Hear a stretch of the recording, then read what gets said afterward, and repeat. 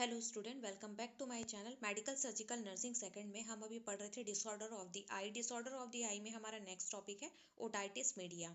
Otitis media में हम देखते हैं क्या बोला है आपका। सबसे पहले ये देख लीजिए, ओटाइटिस मीडिया में ऑट का मतलब होता है ईयर, आइटिस का मतलब होता है इन्फ्लामेशन और मीडिया का मतलब होता है middle ear. That means inflammation of the middle ear.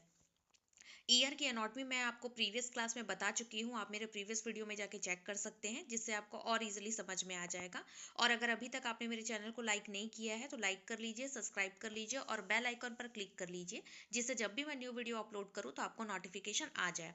तो देखते हैं हम इंट्रोडक्शन क्या बोला है आपका कि the term of otitis means inflammation of the year and media means होता है मिडिल। ठीक है, मतलब वही बोला है। ऑट का मतलब होता है आपका ईयर, आइटिस का मतलब इन्फ्लामेशन, मीडिया मतलब मिडिल ईयर। तो क्या हुआ आपका inflammation of the middle ear. आपके मिडिल ईयर में इन्फ्लामेशन हो जाएगा, जिसे हम लोग बोलते हैं otitis media. Otitis media is a infection or inflammation of the middle ear. Otitis media occur in the area between eardrum and the inner ear through the duct known as the eustachian tube। मतलब क्या बोला है आपका, otitis media कहाँ पे होता है, कौन से एरिया में होता है, बिटवीन द ईयर ड्रम के बीच में होता है, and inner ear through the duct known as a Eustachian tube. ठीक है, और जो आपका ईयर इनर ईयर है, ठीक है, इनर ईयर के पास से एक डक्ट जाता है जिसे हम लोग यूस्टेकियन ट्यूब के नाम से जानते हैं, जो आपके नेजोफेरिंग्स में जाके खुलता है। तो अब क्या होता है, कभी कभी आपके अगर रेस्पिरेटरी फंक्शन में, अपर रेस्पिरेटरी सिस्टम में इन्फेक्शन हो गया है, तो उस इन्फेक्शन, वो जो इन्फेक्शन है वो यूस्टेकियन थ्रू मतलब ट्यूब के थ्रू भी वो कहाँ जाएगा, मिडिल ईयर तक में जाएगा। तो उस कंडीशन में भी ओटाइटिस मीडिया हो सकता है। जैसे मैं आपको दिखाऊं, जैसे कि आप ये देख रहे हैं आपका ईयर का डायग्राम। ईयर के डायग्राम में आप देख सकते हैं एक्सटर्नल ईयर, मिडिल ईयर और इनर ईयर। ठीक है, ये है एक्सटर्नल ईयर, मिडिल ईयर और ये आपका इनर ईयर। ठीक है, जिसे हम लोग इंटरनल ईयर के नाम से जानते हैं। अब ओटाइटिस मीडिया में क्या होता है, मिडिल ईयर में आपका इन्फ्लामेशन हो जाता है। ये जो एरिया हुआ ये आपका इन्फ्लामेशन वाला एरिया हुआ। अब इसके बाद क्या हुआ, ये होता है आपका यूस्टेकियन ट्यूब। यूस्टेकियन ट्यूब ये जो आपका इनर ईयर हुआ यहाँ से गया है, ये आपका इनर ईयर, यहाँ से आपका आया है यूस्टेकियन ट्यूब, ये नीचे जाके आपके नेजोफेरिंग्स में ओपन होगा। ओके, तो अब यहाँ पे क्या हो रहा है, यहाँ से भी इन्फेक्शन आपके मिडिल ईयर में जा सकता है।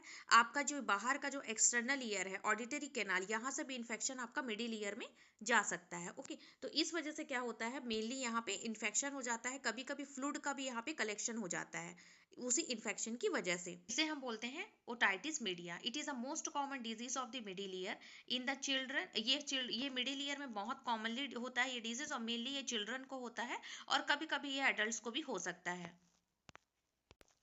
चिल्ड्रन में ये सबसे ज़्यादा कॉमनली इसलिए होता है क्योंकि चिल्ड्रन में जो यूस्टेकियन ट्यूब जो होती है, वो जो ट्यूब जो होती है वो सीधी होती है, और एडल्ट में वो ट्यूब जो होती है वो थोड़ी मुड़ी हुई होती है। इसीलिए एडल्ट में ये जो इन्फेक्शन है बहुत कम देखने को मिलता है, चिल्ड्रन में बहुत ज़्यादा देखने को मिलता है। देन आता है आपका क्लासिफिकेशन। क्लासिफिकेशन क्या बोला है, otitis media, acute otitis media.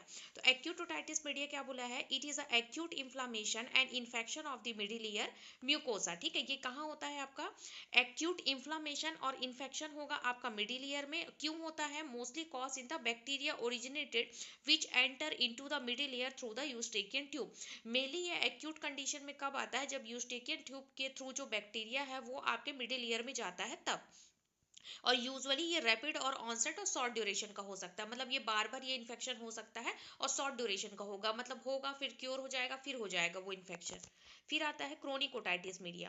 Chronic otitis media क्या बोला है, inflammation of the middle year with the tissues damage usually caused by repeat episodes of the acute otitis media. जब एक्यूट ओटाइटिस मीडिया बहुत ज्यादा बार बार continuously repeated mode पे होता है तो तब वो क्रोनिक की कंडीशन में चला जाता है। ठीक है, तब मतलब ऐसा हुआ ना, वो जगह कंटिन्यू डैमेज हो रही है बार बार होने पे, तो डैमेज होने के कारण वहाँ का जो इम्यून सिस्टम है वो टोटली वीक हो जाता है, और फिर वो जो बैक्टीरिया है वो अपना बहुत ज़्यादा वहाँ पे घेराव करने लगते हैं।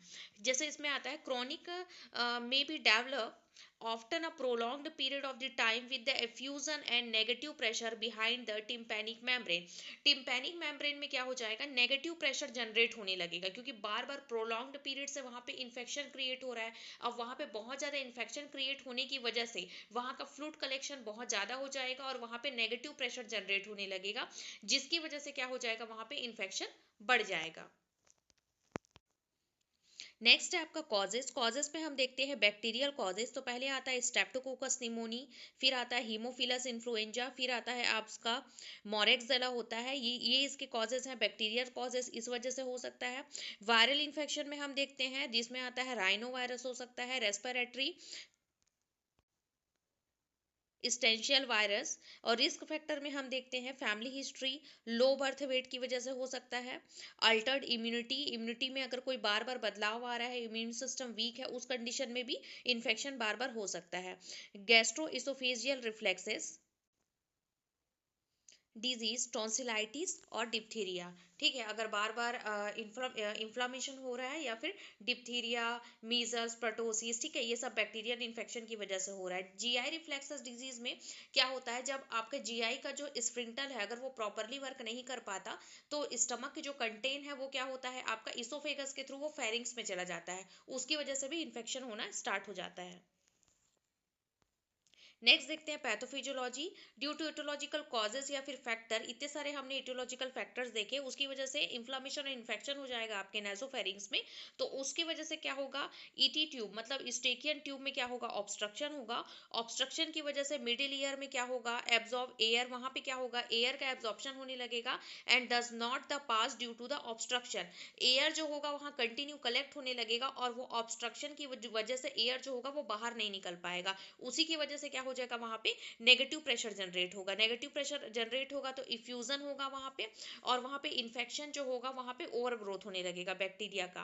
तो ये एक्यूट ओटाइटिस मीडिया में होगा। और अगर ये रिपीटेड अराउंड पे होता है तब उस कंडीशन में सराउंडिंग टिश्यूज जो होंगे वो डैमेज हो जाएंगे और उस कंडीशन में क्रॉनिक ओटाइटिस मीडिया होगा। सिम्टम्स में हम देखते हैं तो सीवियर हेडेक, सॉरी ओटाल्जिया हो सकता है, मतलब ईयर पेन हो सकता है और हियरिंग लॉस हो सकता है। टेनिटस हो सकता है, मतलब जिसमें आपको रिंगिंग साउंड सुनाई देगा हल्की हल्की, और सेंस ऑफ फुलनेस, कान हमेशा भरा भरा लगेगा, इरिटेबिलिटी रहेगा, मोस्टॉइड टेंडरनेस होगा, मतलब ईयर बोन में खिंचाव आने लगेगा, फीवर होगा, हेडेक होगा, वॉमिटिंग होगा।